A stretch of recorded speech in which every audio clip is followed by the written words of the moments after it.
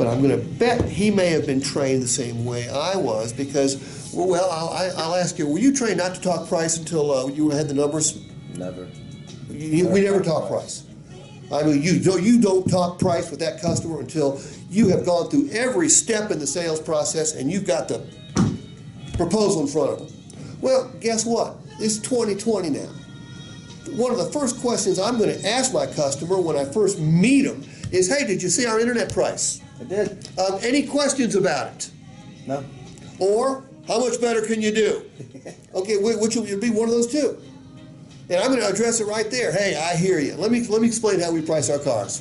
I mean, I'm not going to get into a negotiation with him at this point, but I'm going to explain how we price our vehicles to him. Okay? It's called educating your customer.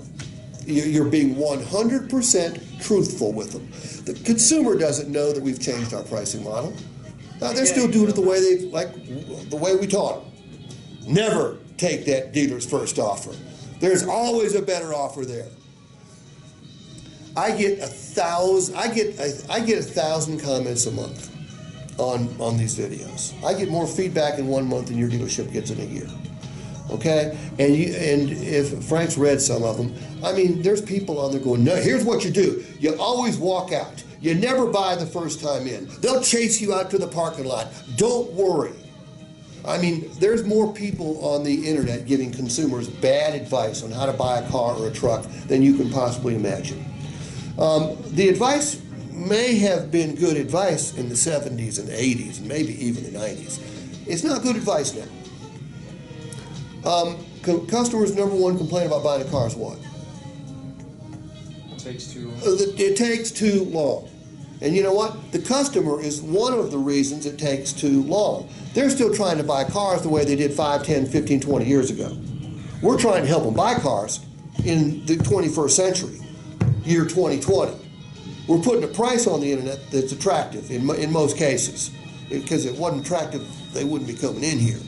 You know, you said 90% of the new car customers are coming in on an internet price. I believe that, and that's probably lower than the national average. I mean, who doesn't go on the internet now? I mean, what's the metric? People do 11 to 17 hours of research before they yeah, I don't know what it is, but it's somewhere between those two. Between 5 and 9 different sites they go to.